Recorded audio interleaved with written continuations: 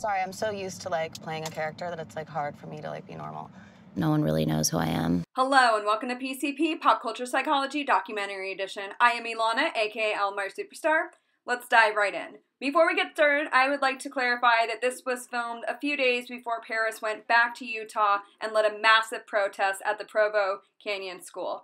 So, with that, let's get started. Hi everyone, so this is my good friend Nikki, and it's actually a very interesting story how we met. We were both at the same Buck Cherry concert, like in 2016.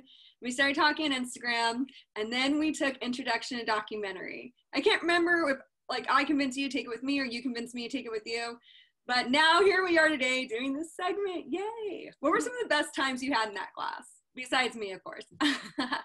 Well, of course. I think it was just more of the types of films that our professor showed us, because it wasn't your typical documentary where it was like, here's this, and then this happens, and then this happens. It was more of like an autobiography turning to life. I totally agree. And oh my God, do you remember? So when we first started the class, there was this chick in there, Sarah, and she seemed kind of like,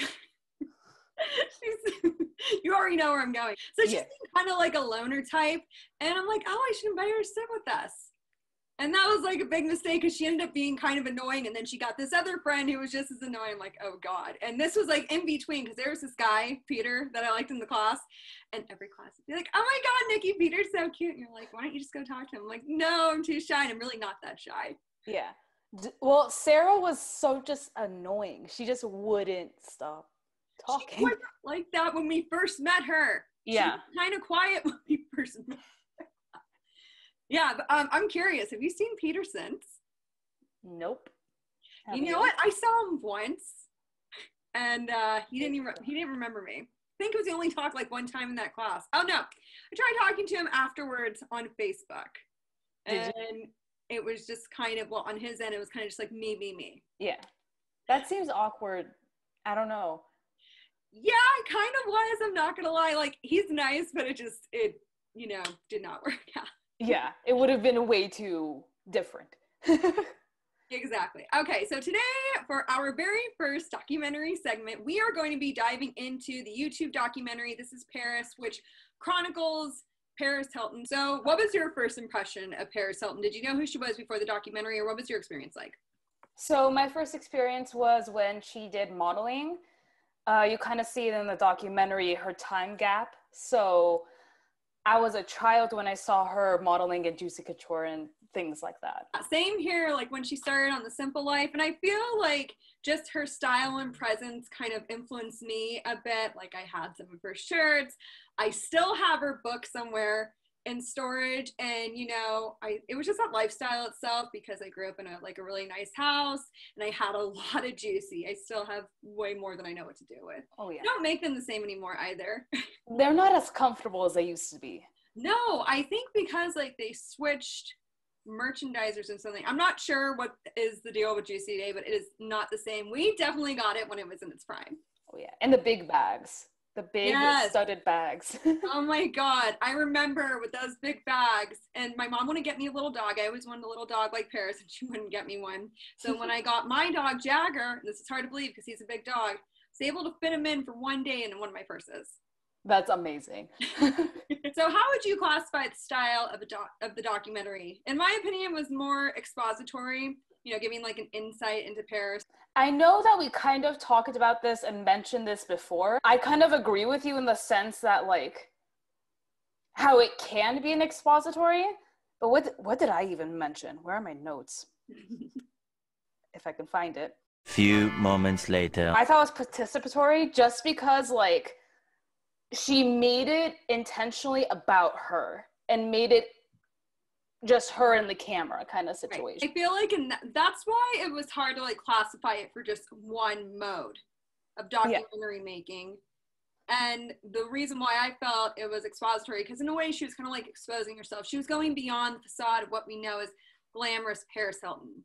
Yeah, of course. And I feel like with the other people that she brought into, with the whole situation with her mental illness and being in Utah and everything, I feel like the people she also brought in at that point, it became also expository, because it's like you're exposing Providence, I think it was called, And you're exposing Cocoa Canyon School, I think. Yes. Yeah.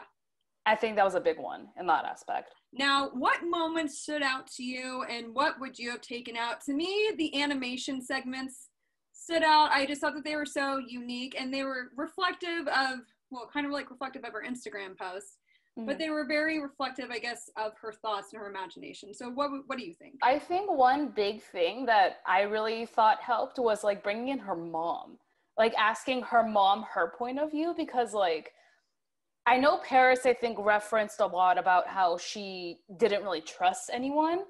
And then you see her mom's point of view of like, I didn't really know who she was because she was just this out of control girl. And then like when the interviewers asked her about half the things that Paris did, like the mom didn't even know about. I think that it was very genuine. I know that like when it comes to documentary and reality TV shows, that things are staged, but like when she told her mom about what happened to her, like I felt it, and then like her mom couldn't even look at the camera. Oh my god, I'm getting choked up just talking about it. Like I felt it, and she's like, you know that if we knew, you would have been out of there, and it just really, it kills me. So what would you have taken out of the documentary? There was so much, and like to me, I feel like if anyone asked me after watching that movie now, I feel like if anyone asked me like, what do you think of Paris? I think she's way more influential now knowing what her emotional side is, because everyone just knew what the paparazzi showed or the media showed. And whenever you see media, you know it's going to be biased.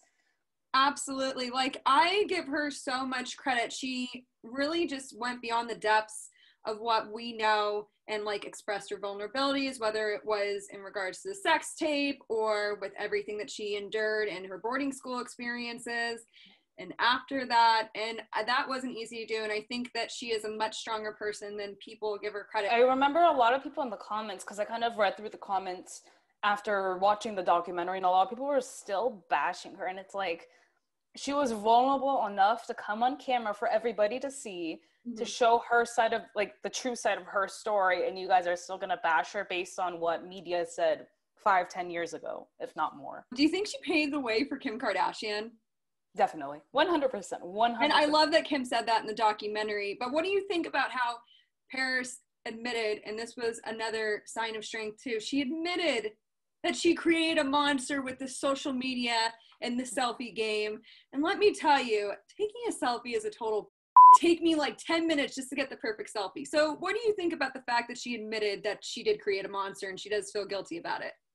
So I feel like this took a lot, like, this is a good question because it made me think a lot about, like, I don't really think it's the way you take the picture. I think it's the way you present it. And I think that's how Paris really changed the game, is that, like, you have to be a certain way to be able to present yourself in media.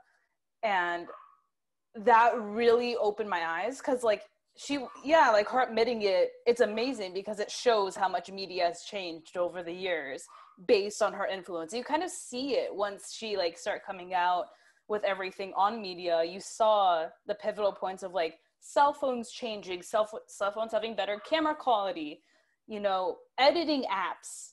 You see all these different things come out to where people can have these tools to become these people on media and present themselves differently. So I think she changed the game majorly. I completely agree with that. And, you know, it's weird because it's like, we aren't the younger generation. Now we have the next generation to look at. And quite frankly, I think they're worse than us, even though we kind of paved the way for them. Yeah. Oh, yeah. Like, she made a point about how, like, much younger girls, I think the ages she referenced were, like, 9 and 10 years old, were, like, you know, knew all about selfies and that. And it's like, my nieces know, too, but they're, like, not as advanced with it. 100%. Because, like, I feel like it's also, I don't feel like it's just the children, but I feel like it's also the parents. In that, like, I didn't even get a cell phone until I just was entering middle school, you know? And, like, a lot of these kids nowadays are getting, you know, iPhones and Androids at, you know, 8, 9, 10 years old. So it's an idea that these kids are getting these ideas at such a young age when we didn't even think about it until maybe late middle school, high school. Absolutely. And it's crazy because I didn't get a cell phone until then either. And it's like, I remember back in the middle school days, like I was still watching VHS tapes and everything. And now these kids are like all about technology. My younger niece at 9 months old was able to figure out how to work an iPhone and a Keurig. That's crazy. It is. And now it's like, I feel like they're all on their screens way too much. Like I was really more into reading when I was around that age range. That's why I also see it with a lot of like my nephews and nieces and such. Like I see them on their tablets at such a young age, and it's like, go outside, play in the grass, see what there is in life besides watching a animation all day or anything. I remember I would play outside like every day during the summer. I was on my bike, I was in the pool. Oh, those were good days. Right? You know, before a pandemic took over the world. Obviously. Do you think any artistic liberty was taken for the sake of the documentary? I mean, I feel like a lot of the animations were taken in mind as far as like the artistic perspective. I feel like in the beginning, Paris took it kind of artistically, because you even hear her like the director being like, okay, try that again, like walk over again, or like don't speak the way you normally should speak through media. So I feel like Paris kind of took it on herself to kind of show her artistic side, when by the end of the film, by the end of the documentary, you kind of see her transition to being more herself and being more presentable in that way. Exactly. Now, the one thing that I had an issue with was, what was the boyfriend's name? Alexi. We're just going to call him Alexi. That didn't feel very genuine to me, but I will say this. When he dropped her laptop, I don't blame her. I probably would have lost it too. And it's like she was just about to go. I'm like, no, oh my God. That felt a little inauthentic to me. Yeah, I feel, and even like you see the shot where she goes on stage and then like it's afterward where like she starts like pushing him away and whatever. I feel like you see it drag out, like that whole fight. I know. And like the documentary did drag out. I think maybe it could have done without that portion, but it was also germane because of how she expressed that she has a lot of dysfunctional relationships. I could see that, and I understood why they added it. Mm-hmm. And I can see why she kind of wanted to show that part, mostly in the sense of like, this is why I can't be in a relationship, because I'm this, because I'm that, because I went through this. And like, it kind of ties into how her past and how she is now, like how she acts in a relationship kind of thing. I completely agree. And after she was saying that, because she spoke briefly about her engagement and how she felt that she needed to present everything like as this perfect romance to the world. And I see that now she has a new boyfriend. They just got a house together. Do you think that this could be the real deal for her? Or do you think it's like with the engagement that it's, you know, just a lot of it's for show? I think it really depends, because I know that she also mentioned in the film that like for her, money is a big deal. I know she mentioned that like, I need to be making $1 million before I feel like I can even settle down. Yeah. So I feel like it's a really big milestone sense for her, where if she feels she's has reached that point, then sure, I feel like this relationship can work. But it really just depends on her and if she's ready or not. Now, have you had any similar experiences, the ones that she mentioned at the boarding schools, or anything with like anxiety or insomnia? So I deal with mental illness myself. I've been diagnosed with depression and anxiety. You know, I've dealt with it on and off for years.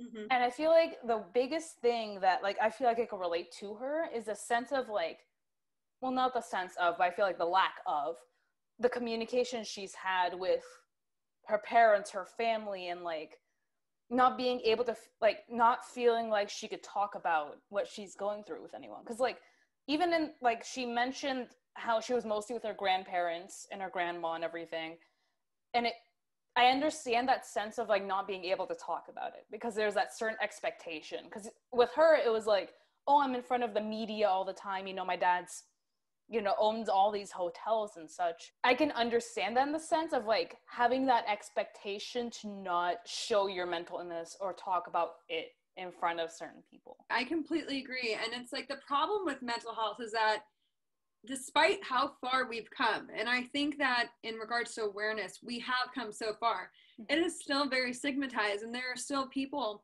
that don't want to hear about it. I, you know, have, like we've talked about before, I've dealt with some other kind of traumas and do deal with depression and anxiety. Let me tell you, it's a real I know that's like not the best way to put it, but it's like the only way that like I can emphasize it. And it's hard to put it to words because like even you heard in the documentary, like Paris was saying, I blacked out whatever happened in Utah.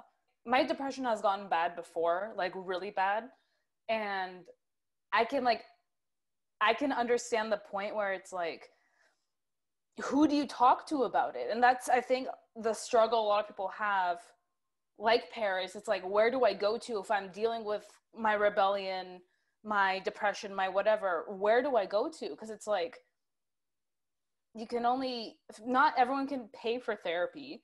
Exactly. Not everyone has the family or friends to go to really feel like they could be comforted. So what do? You know? You know, I am grateful that I have that good support system. I have my mom and my cousins, and I have some friends that also get what I'm going through, just like you.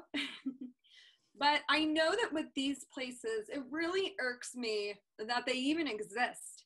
Because honestly, I would say that about like 95% of the people working there do not give a shit about the wellness and mental well-being of the patients, or I guess if you want to call them inmates, now we'll just call them patients. So they don't care. It's all about money. And then it's like the few that are working there that do care, they're overshadowed by the ones in charge. Well, and that's another thing I was gonna like kind of going on about what you're talking about is that like the ones that just want the money, they haven't even experienced half the traumas that like those that are hospitalized are. Like they don't know what depression's like, they don't know what anxiety is like, they don't know what bipolar is like, they don't know anything on the spectrum.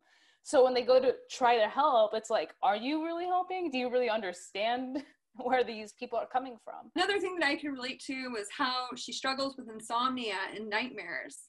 I suffer from that also, and it's not fun. I used to suffer from that when I was at Moore Park.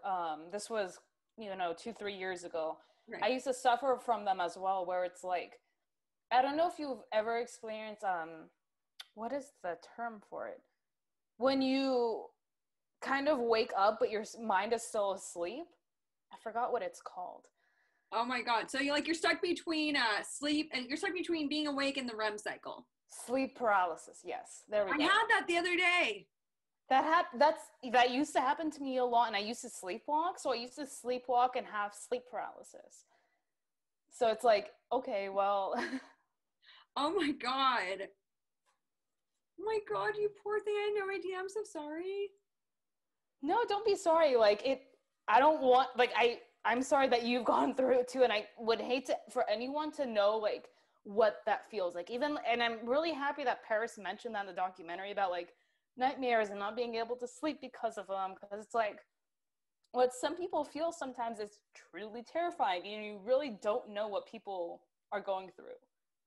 I completely agree. But yeah, the other night I did have like something of a sleep paralysis episode. I had the strangest dream. Basically, it was like Get Out 2.0, and I could not wake myself up. What? And my mom's like, you were moving around. What do you mean you couldn't move? Because like I was trying to scream and I couldn't. She's like, you were thrashing around. I'm like, I was? That's insane. Yeah, definitely was crazy. And it hasn't happened since, thank God. It's an interesting one. What do you think? I don't know if you saw on YouTube that for YouTube Pro, or the YouTube that you pay for, there's an extended 10 minutes with the documentary. What do you think is in there? I want to hear your opinion. I know I have a feeling what I think is in there, but I want to hear what you think. Okay, so I actually did it until you mentioned this to me when we wanted to film this. I didn't know there was an extended 10 minutes. And so I took the few days to like really think about like what's in there. And I feel like it has to do with her dad. That's a really good point. Because her dad was not in the documentary once. Yeah, they showed the old videos. Yeah, they showed the history of her dad, but he was never directly in the documentary at all. So I feel like it might have to do with her dad. We don't, unless you have the YouTube Pro. No, I don't. I was considering getting it for the sake of this video, but maybe it's better off that we don't know. Yeah. I think, but that is such an interesting point. I would have liked to have seen her father's perspective on all this, and for her to tell him, maybe obviously he knows now. Yeah. But I can't help but wonder if it's like more of her life, like the glamorous part of her life, And I would like to know that because, like, that's something I remember her sister mentioning of, like, oh, I'm the glamorous one, I'm the girlier one, she's more of a tomboy. And it's like, are you sure though? Because, Yeah, like, compared her to Homer Simpson, that was funny. that was hilarious. Yeah, and her sister really gave such a refreshing perspective because she wasn't someone that was just like an ite that was just going to tell her anything she wanted to hear. She was very honest with her. You saw throughout the film too, she told it how it is in a stubborn way, and I really appreciate that. Yes, because she definitely needed to hear it. Mm-hmm. Final question. Do you think that, in a sense, Paris still continues the facade, not just with her relationship, but with her social media presence? And how has your perception changed of her since watching the documentary? So I feel like she's going to continue her facade just because that's what she's used to. And it's bankable. Yes. And so I feel like she's going to be a little bit more lenient once she gets back into media more, but I still feel like she's going to have that facade. But after seeing the documentary and such, I feel like I have a lot more sympathy for her because it's like I kind of mentioned earlier, you saw the bias with her in media and it was constantly bashing her. And then you see this documentary now and she's finally bold and brave enough to kind of be accepted into like the social world. So I feel like I really have respect and feel like she's one of the bravest influencers we have now. Definitely. And it just provided so much depth through her character. Like, I know that, like, we see other influencers come out with their struggles, like whether it's Tana Mojo or Gabby Hanna, but this just felt deeper. It just felt more raw. Yeah. In a sense. But as you mentioned, there are still naysayers. Dr. Grande and Shallon Lester both released video that Paris is a complete narcissist. And I mean, like, when you're in media like Paris is, or other, whether it's YouTube or an actor, an actress, whoever you are, if you're in the media like Paris Hilton was and is, you kind of have to be a narcissist. You have to have that confidence to say, like, I can make it to that point. And so I feel like being in that kind of realm, you need to be some sort of, be some sort of like selfish realm or narcissist or whatever term you want to use. But like, I feel like you need to have that confidence to say, I can make it from point A to point B. Absolutely. And, it also kind of goes hand in hand with the fact that we are in a very me era, me generation. Yeah, 100%. And I feel like Paris did help create that in a way, but beyond that. She did. Well, thank you so much for coming on today. And I am super stoked to be continuing these documentary segments. Always. I'm glad that you invited me on. Of course. Until we meet again. Until we meet again.